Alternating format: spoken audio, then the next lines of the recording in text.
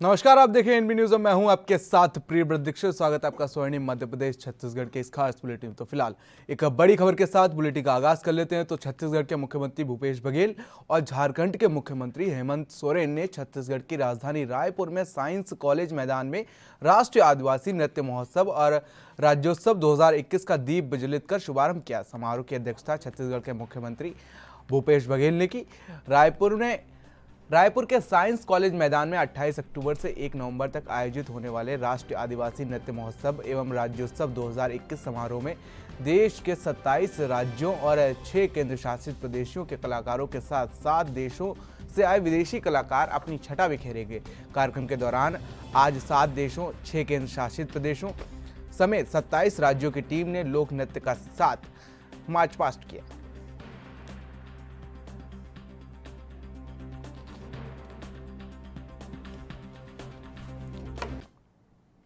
तो वहीं कांग्रेस नेता राहुल गांधी ने छत्तीसगढ़ में आयोजित राष्ट्रीय आदिवासी नृत्य महोत्सव के आयोजन की शुभकामनाएं दी हैं। उन्होंने अपने शुभकामना संदेश में देश के आदिवासी कलाकारों के एक मंच प्रदान करते हुए अपनी अनूठी सांस्कृतिक परंपराओं को प्रदर्शित करने का अवसर दिए जाने पर छत्तीसगढ़ शासन को बधाई दी है। साथ ही आपको बता दें कि राष्ट्रीय आदिवासी नृत्य महोत्सव का आयोजन किया जा रहा है, जिसमें देश विदेश से कलाकार अपनी कला का प्रदर्शन कर रहे हैं।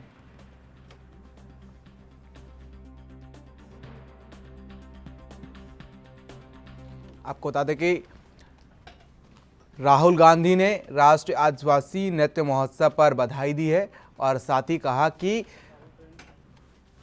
ये जो आयोजन है इसमें जो आदिवासी लोग हैं उनकी जो कला है उसको बढ़ावा देने पर छत्तीसगढ़ शासन को बधाई दी है।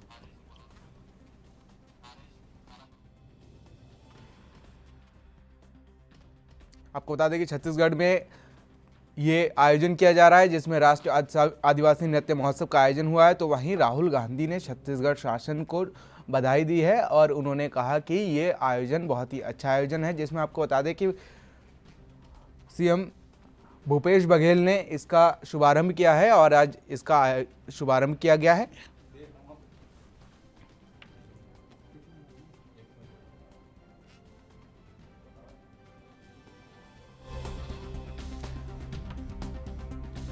छत्तीसगढ़ के रायपुर से तस्वीरें सामने आई, जहां पर आपको बता दें कि आज राष्ट्रीय आदिवासी नृत्य महोत्सव का आयोजन किया गया है, जिसमें मुख्यमंत्री भूपेश बघेल ने इसका शुभारंभ किया है। साथ ही राहुल गांधी ने भी इस कार्यक्रम को लेकर बधाई दी है। इसमें कई देशों और प्रदेशों के साथ केंद्र शासित प्रदेशों से भी कलाकारों ने हिस्सा लिया है। तो वहीं अब राहुल गांधी ने इसको लेकर बधाई दी है। तो वहीं झारखंड के मुख्यमंत्री हेमंत सोरेन भी राष्ट्रीय आदिवासी नृत्य महोत्सव में शामिल होने के लिए पहुंचे हैं। उन्होंने मंच से लोगों को संबोधित करते हुए कहा कि आदिवासी महोत्सव 2019 में भूपेश बघेल ने शुरू किया। यह अलग तरह का आयोजन है, उस वर्ग का सम्मान है जो सदियों से शोषित रहा है। इस आयोजन से देश भर को संदेश दिया गया है कि यह वर्ग कदम से कदम मिलाकर चल सकता है। आज भी वांछित है, यह आयोजन मील का पत्थर साबित होगा। साथ ही कहा कि मुख्यमंत्री नहीं होता तब भी यह आयोजन देखने जरूर आता।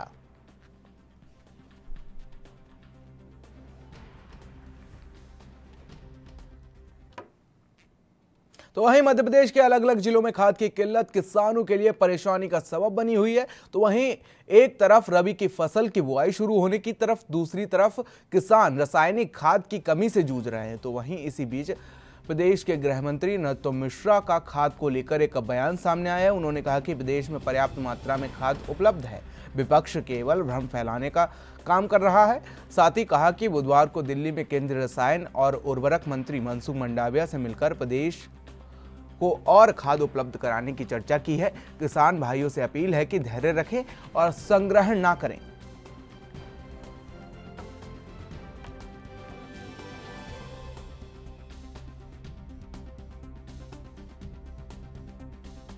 कभी कभी जब बारिश होती है तो एक साथ खाद की डिमांड निकलती है। यही विपक्ष पहले बिजली पे ऐसे ही कह रहा था, फिर कोयले पे कह रहा था 4 दिन का कोयला बचा है, सरकार सो रही है। 14 दिन तक 4 दिन ही कहते रहे थे। खाद पे भी यही है। हमारे पास मध्य प्रदेश के अंदर 3 लाख टन यूरिया कल की तारीख में था। मध्य प्रदेश के अंदर 1 लाख टन NPK खाद था और मध्य प्रदेश के अंदर 1 लाख टन DAP का खाद था। मैट्रिक टन बोले इसको। मैं यहाँ यह कहना भी चाहता हूँ कि मैं कल स्वयं जो हमारी बैठक थी स्वास्थ्य विभाग की और केंद्रीय स्वास्थ्य मंत्री जी पर ये उर्वरक का विभाग है, मैंने कल उनसे भी बात की है और रैकें रवाना होने वाली है। मैं प्रार्थना करता हूँ हाथ जोड़ के दोनों आपके चैनलों के माध्यम से कि धैर्य रखें किसान भाई, कोई कमी ना है ना आने दी जाएगी। आज मुख्यमंत्री जी स्वयं इसकी समीक्षा करने वाले हैं फर्टिलाइज़र की और फिर उसको युक्तियुक्तकरण भी हो जाएगा। कहीं ज़्यादा और कहीं कम होगी तो वहाँ व्यवस्था होगी, लेकिन ये किसान के बेटे की सरकार है, ये किसानों की सरकार है और पूरी सरकार किसान के साथ है। लोगों के बहकावे में ना आए, जो भ्रम फैलाते हैं, भय फैलाते। तो खबर छत्तीसगढ़ के रायपुर से है, जहां पर आपको बता दें कि राष्ट्रीय बागवानी मिशन योजना के तहत केले की खेती के लिए प्रति हेक्टेयर लागत पर 50,000 रुपए का अनुदान दिए जाने का प्रावधान है। लेकिन इस बार साल 2021-22 में राज्य में राष्ट्रीय बागवानी मिशन के तहत 1000 यूनिट का लक्ष्य रखा गया है। साथ ही आपको बता दें कि राज्य में वर्ष 2019-20 में करीब 720 किसानों ने 1293 हेक्टेयर क्षेत्र में केला टिश्यू कल्चर पौधे का रोपण कर 3,88,000 टन केले का उत्पादन किया था, जिसके बाद से उद्यानिकी विभाग द्वारा राष्ट्रीय बागवानी मिशन योजना संचालित की जा रही है। इस योजना के तहत बालोदाबाजार सहित कई जिलों में नाम शामिल हैं। आपको बता दें कि छत्तीसगढ़ राज्य में मुख्यतः केले की प्रजाति G9 किस्म का रोपण व्यावसायिक खेती के लिए बहुतायत रूप से किया जाता है। कृषक केले के पौधों को एक बार अपने खेत में लगाकर 2-3 साल तक उत्पादन प्राप्त कर सकते हैं। आपको बता दें कि योजना के तहत 1000 यूनिट इसका लक्ष्य रखा गया है। तो वही राष्ट्रीय बागवानी मिशन योजना की अब शुरुआत हो गई है और राज्य में केले की फसल को उगाने के लिए बढ़ावा देने के लिए सरकार ने एक और नया कदम उठाया है। छत्तीसगढ़ सरकार की ये नई पहल है, जिसमें आपको बता दें केले की फसल को लेकर किसानों को जागरूक किया जा रहा है। साथ ही 1000 यूनिट का लक्ष्य रखा गया है। इससे पहले भी किसानों ने भारी मात्रा में केले की फसल को उगाकर फायदा उठाया था, तो वहीं अब सरकार ने 1000 यूनिट इसका लक्ष्य रख दिया है।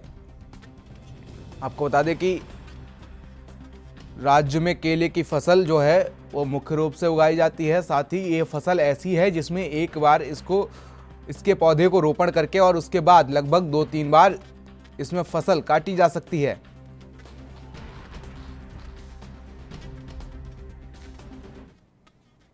तो वहीं रायपुर के साइंस कॉलेज मैदान में आयोजित राष्ट्रीय आदिवासी नृत्य महोत्सव में देश विदेश के कलाकार पहुंच रहे हैं, जिसको लेकर कलाकारों में भारी उत्साह भी देखा जा रहा है।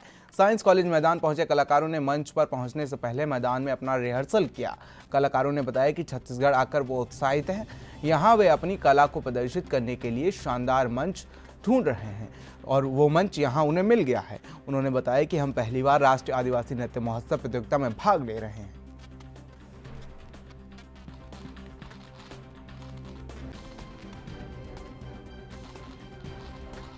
आपको बता दें कि राष्ट्रीय आदिवासी नृत्य महोत्सव का आयोजन किया जा रहा है, जिसमें देश विदेश से कलाकार आकर हिस्सा ले रहे हैं। साथ ही 7 देशों से आकर कलाकार इसमें हिस्सा ले रहे हैं। तो वहीं अब कलाकार अपने प्रदर्शन से पहले, अपनी परफॉर्मेंस देने से पहले रिहर्सल करते नजर आ रहे हैं। तो वहीं उन्होंने कहा कि हमें ऐसे ही एक मंच की तलाश थी जहां पर हम कलाकार अपनी कला की प्रस्तुति दे सकें और हमें ये मंच मिल चुका है जो छत्तीसगढ़ सरकार ने दिया है। आपको बता दें कि राज्य में 28 अक्टूबर से 1 नवंबर तक इस आयोजन को किया जा रहा है, जिसमें आपको बता दें कि झारखंड के मुख्यमंत्री हेमंत सोरेन भी शामिल हुए हैं और आज उन्होंने कार्यक्रम में शामिल होकर इसका शुभारंभ किया। साथ ही मुख्यमंत्री भूपेश बघेल भी इस कार्यक्रम में शामिल हुए और उन्होंने भी शुभारंभ किया। मुख्य रूप से वो इस कार्यक्रम में मौजूद रहे। तो अब कलाकारों में भारी उत्साह देखने को मिल रहा है इस कार्यक्रम को लेकर।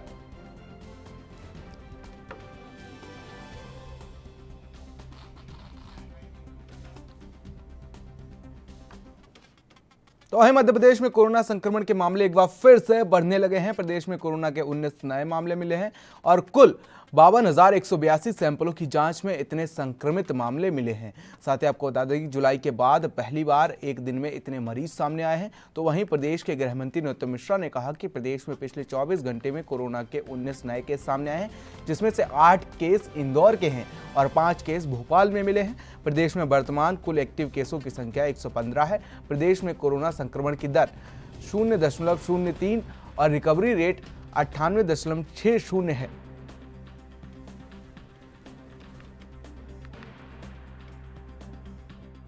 कोरोना के क्षेत्र में संपूर्ण मध्य प्रदेश में पिछले 24 घंटे में 19 प्रकरण नए आए हैं।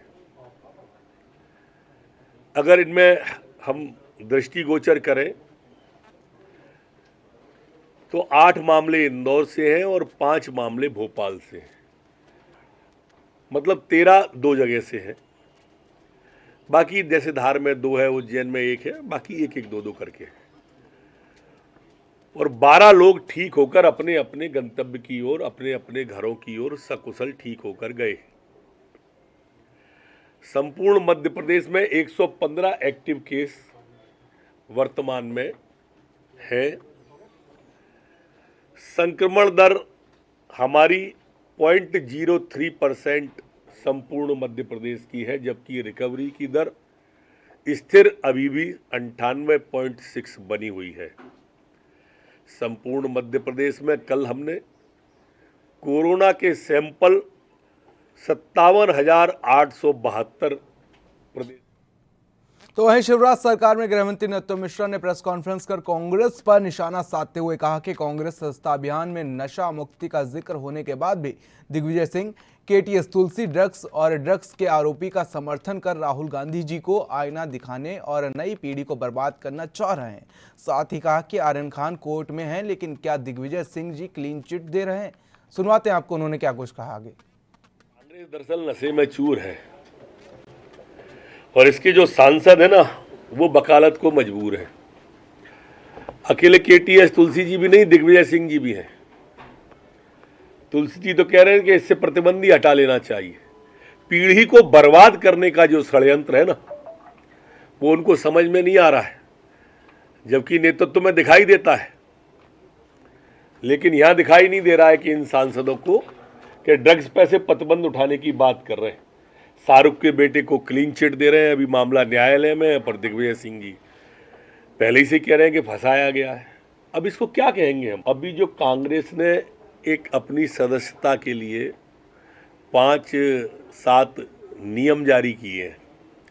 अभी 1 तारीख से सदस्यता अभियान चला रही है ना कांग्रेस पार्टी, उसमें नशे वाला है।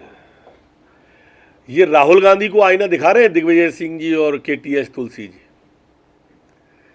उनने कहा तो उनने पट से जवाब दिया कि ड्रग्स से प्रतिबंधी हटा दो। उनने नशे का जो सही सदस्यता में डाला। अब कांग्रेस की स्थिति बस आप समझ लो क्या होने वाली है आने वाले कल। तो मध्य प्रदेश में हो रहे उपचुनाव दिलचस्प होते जा रहे हैं। बीजेपी ने कांग्रेस को बड़ा झटका देते हुए बड़वाह से कांग्रेस विधायक सचिन बिरला को अपने पक्ष में शामिल कर लिया है और सचिन बिरला ने मुख्यमंत्री शिवराज सिंह चौहान की सनावद में आयोजित सभा में पहुंचकर बीजेपी की सदस्यता ली। तो वहीं बहुचर्चित खंडवा सीट लगातार सुर्खी में है, जिसके लिए कांग्रेस के वरिष्ठ नेता सचिन पायलट ने लोकसभा उपचुनाव में कांग्रेस प्रत्याशी राजनारायण सिंह जी के लिए बूंदी विधानसभा क्षेत्र में चुनावी सभा को संबोधित किया। साथ ही कहा कि देश में महंगाई, बेरोजगारी और किसानों के मुद्दे पर सरकार की विफलता जग जाहिर हो चुकी है। अब बीजेपी को जवाब देने का समय आ गया है। तो वहीं उनके साथ पूर्व सीएम कमलनाथ भी मौजूद रहे। आपको बता दें कि हाई प्रोफाइल सीट खंडवा जो है उसको लेकर लगातार आरोप प्रत्यारोप का दौर जारी है। तो वहीं आज सचिन पायलट ने खंडवा पहुंचकर एक जनसभा को संबोधित किया। साथ ही राजनारायण जो वहां से कांग्रेस प्रत्याशी हैं उनके पक्ष में वोट भी मांगे। तो सचिन पायलट ने आज एक जनसभा को संबोधित किया। उनके साथ में पूर्व सीएम कमलनाथ भी मौजूद रहे। साथ ही उन्होंने बीजेपी सरकार को जमकर घेरा। कभी वो बढ़ती महंगाई को लेकर घेरते आए, साथ ही कभी वो पेट्रोल डीजल के बढ़े हुए दामों को लेकर घेरते आए और साथ ही कहा कि अब इनको जवाब देने का समय आ गया है। तो आज खंडवा पहुंचकर सचिन पायलट ने एक जनसभा को संबोधित किया और साथ ही कांग्रेस प्रत्याशी राजनारायण सिंह के पक्ष में वोट मांगे और कहा कि अब बीजेपी सरकार को जवाब देने का वक्त आ गया है। उनके साथ में पूर्व सीएम कमलनाथ भी मौजूद रहे।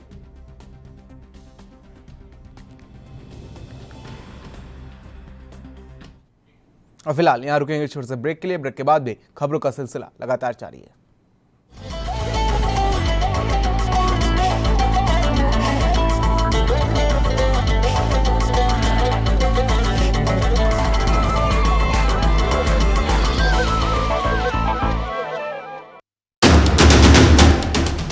राष्ट्र धर्म रात 8 बजे सिर्फ ANB न्यूज पर। आमंत्रण है आपको उस धरा का जहां वनों का आंचल लहराता है। आमंत्रण उस अबूझ माड़ का जहां सूर्य किरण का रथ धरती से पहले पेड़ की शाखों पे ठहर जाता है। आमंत्रण उस चित्रकूट का जहां इंद्रावती की गोद में इंद्रधनुष खिलखिलाता है। उत्सव ये अलबेला हमर संस्कृति के मेला, उत्सव ये अलबेला हमर संस्कृति के मेला मेला रे। जम्मू दुनिया के आदिवासी संस्कृति के, जम्मू दुनिया के आदिवासी संस्कृति के जश्न मनाबो नाचबो गाबो, जश्न मनाबो नाचबो गाबो, जोश खुशी से नाम बढ़ाबो रे। प्रकृति के प्रांगण में आइए आदिवासी संस्कृति का उत्सव मनाएं। छत्तीसगढ़ में होने वाले राष्ट्रीय नृत्य महोत्सव में देखिए भारत के आदिवासी नृत्य की छटाएं। हो मेहनत भरी यहाँ कर्मा की तान है, ज्ञान से भरा यहाँ जय गंगान है। मेहनत भरी यहाँ कर्मा की तान है, ज्ञान से भरा यहाँ जय गंगान है। परब और सैला मन को लुभाते हैं, मांदर और झांझ आपको बुलाते हैं, मांदर और झांझ आपको बुलाते हैं। 28, 29 और 30 अक्टूबर को होने वाले आदिवासी नृत्य महोत्सव के लिए आप सभी को छत्तीसगढ़ सरकार का स्नेहिल आमंत्रण।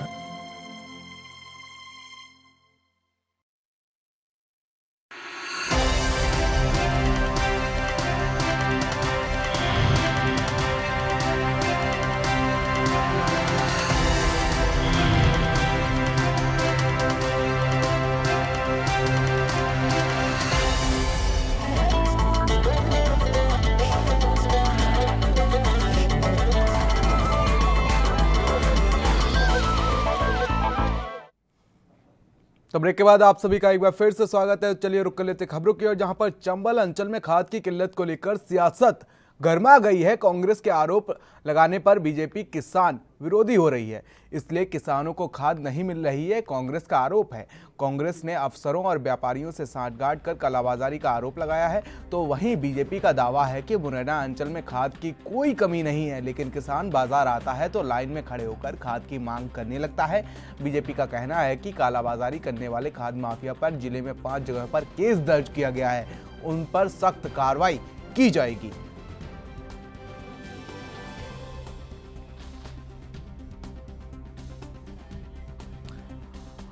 आपको बता दें कि मुरैना से तस्वीरें सामने आई, जहां पर कांग्रेस और बीजेपी खाद को लेकर एक दूसरे पर हमलावर होती नजर आई है।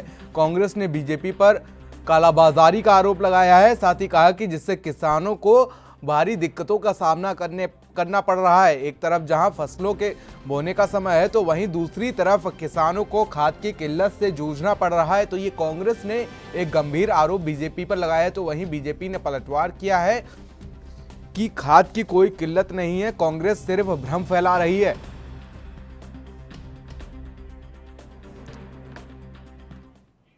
तो वहीं छत्तीसगढ़ के सुकमा जिले के दौरे पर उद्योग मंत्री कवासी लखमा ने वनांचल ग्राम पंचायत में आयोजित सुविधा शिविर में शिरकत की। इस दौरान लखमा ने जनसभा को संबोधित किया। उन्होंने कहा कि दूरस्थ क्षेत्र में सुविधा शिविर का संचालन कर ग्रामीणों को मूलभूत सुविधाओं का लाभ प्रदान करने के लिए जिला प्रशासन सुविधा शिविर का आयोजन कर रहा है। इस शिविर में अंदरूनी क्षेत्रों के ग्रामीणों का आधार कार्ड, राशन कार्ड और पेंशन पंजीयन आदि सहायता से बना जा रहा है। इसी का परिणाम है कि करीब 20,000 ग्रामीणों को इन सुविधा शिविर का लाभान्वित किया जा रहा है। गांव वाले से रूबरू हुआ है। गांव वाले सब लोग चाहते हैं कि हमको राशन कार्ड मिले, हमको वृद्धा पेंशन मिले, अंगोल जंगल जमीन का पट्टा मिले, हमारे क्षेत्र में बिजली हो, हमारे क्षेत्र में विकास हो, पानी हो, बिजली हो, ये सब बात अभी हमारे सरकार सामने कर रहे हैं। मैं माननीय मुख्यमंत्री को बधाई देता हूँ, हमारे प्रशासन के सभी लोगों को, आपके मीडिया कर्मी लोगों को, हमारे सरपंच और पंचायत के सचिव लोगों को भी बधाई देता हूँ कि एक इतना दिन के बाद इन लोगों को राशन कार्ड बन रहा है। 21,000 राशन कार्ड आज तक बना है और आधार कार्ड। तो खबर छत्तीसगढ़ के कोंडागांव से है, जहां पर 50 सीवर प्री मैट्रिक कन्या छात्रावास गोलाबंड के निर्माण में अनियमितताओं का मामला सामने आया है। साथ ही आपको बता दें कि इस छात्रावास का कई दिन पहले ऑनलाइन शिलान्यास भी किया जा चुका है। निर्माण के चंद महीने बाद ही दीवारों में जगह जगह दरारें आनी शुरू हो चुकी हैं, जबकि भवन का शुभारंभ मुख्यमंत्री ने हाल ही में लगे लॉकडाउन के दौरान ऑनलाइन माध्यम से किया था। भवन को ओपनिंग करने की तैयारियां शिक्षा विभाग द्वारा की जा रही है, लेकिन अनियमितताएं देखकर ऐसा लगता है कि इसमें छात्रों के लिए खतरा तैयार किया जा रहा है। 50 सीटर का भवन है।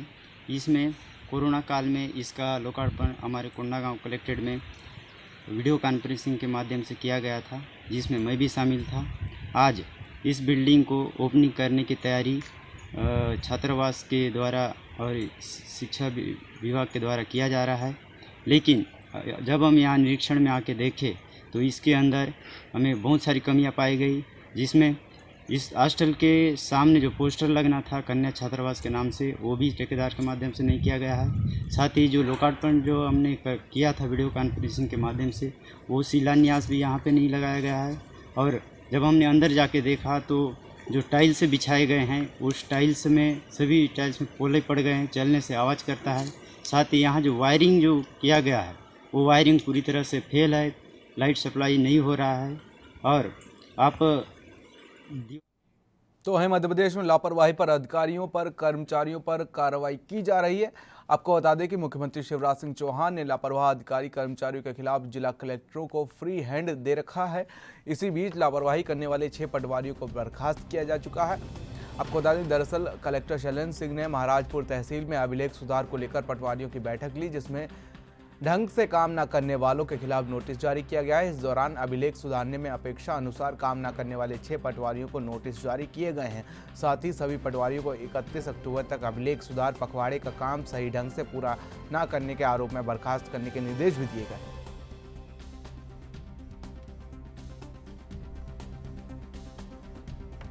आपको बता दें, मुख्यमंत्री शिवराज सिंह चौहान ने सख्त निर्देश दिए हैं कि कोई भी सरकारी कर्मचारी अपने काम में बिल्कुल भी कोताही नहीं बरतेगा, जिसके चलते लापरवाही करने वाले 6 पटवारियों को नोटिस जारी कर दिया गया है।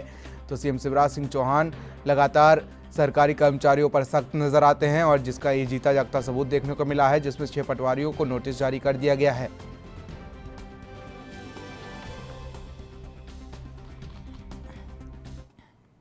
तो वहीं मध्य प्रदेश के सीमावर्ती अनूपपुर जिले में पेट्रोल की कीमत 120 रुपये प्रति लीटर और डीजल 110 रुपये प्रति लीटर के करीब पहुंच गया है। इसी तरह छत्तीसगढ़ और महाराष्ट्र की सीमा से लगे बालाघाट जिले में पेट्रोल की कीमत 119 रुपये 23 पैसे प्रति लीटर पहुंच गई है। छत्तीसगढ़ में 36 पैसे की वृद्धि के बाद पेट्रोल की कीमत 120 रुपये 40 पैसे प्रति लीटर हो गई है, जबकि डीजल की कीमत 37 पैसे की बढ़ोतरी के बाद 109 रुपये 17 पैसे प्रति लीटर पहुंच गई है। साथ ही आपको बता दें कि पेट्रोलियम जिला मुख्यालय से लगभग 250 किलोमीटर दूर जबलपुर तेल डिपो से अनूपपुर लाया जाता है, इसलिए उच्च परिवहन लागत के कारण राज्य में अन्य हिस्सों की तुलना में जिले में ईंधन महंगा हो गया है। पेट्रोल पंप मालिकों के अनुसार सीमावर्ती जिलों में ईंधन का कारोबार बुरी तरीके से प्रभावित हो गया है, क्योंकि ज़्यादातर वाहन मालिक महाराष्ट्र या छत्तीसगढ़ से पेट्रोल या ईंधन भरवाना पसंद करते हैं, क्योंकि वहां पेट्रोल और डीजल सस्ता मिलता है।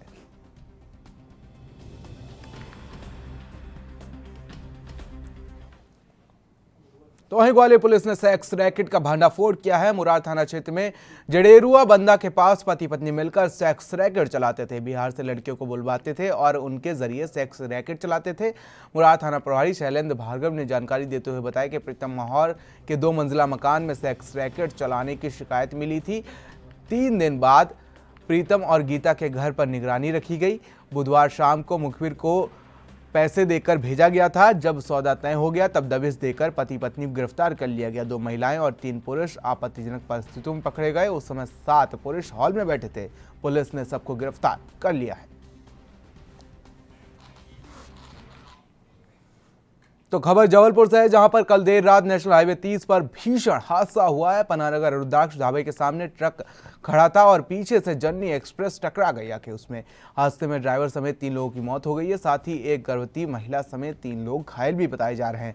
साथ ही आपको बता दें कि जबलपुर में नेशनल हाईवे 30 पर बुधवार देर रात खड़े ट्रक में जर्नी एक्सप्रेस टकरा गई। पुलिस के मुताबिक ट्रक ढाबे के सामने खड़ा था। बुधवार आधी रात को कटनी की ओर से आ रही जर्नी एक्सप्रेस पीछे से ट्रक से टकरा गई। जर्नी एक्सप्रेस की रफ्तार काफी बताई जा रही है, जिससे वाहन के आगे के हिस्से के परखच्चे उड़ गए।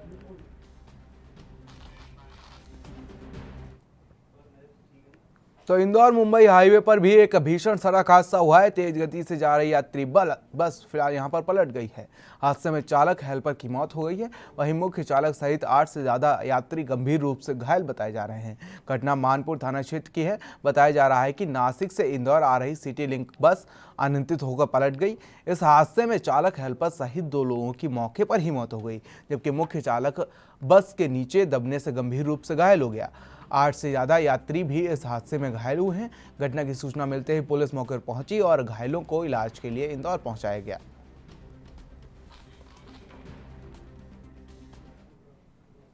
तो स्वर्णिम मध्य प्रदेश छत्तीसगढ़ में मेरे साथ इतना ही। देश और दुनिया की तमाम छोटी बड़ी खबरों के लिए बने रहिए एनबी न्यूज के साथ। नमस्कार।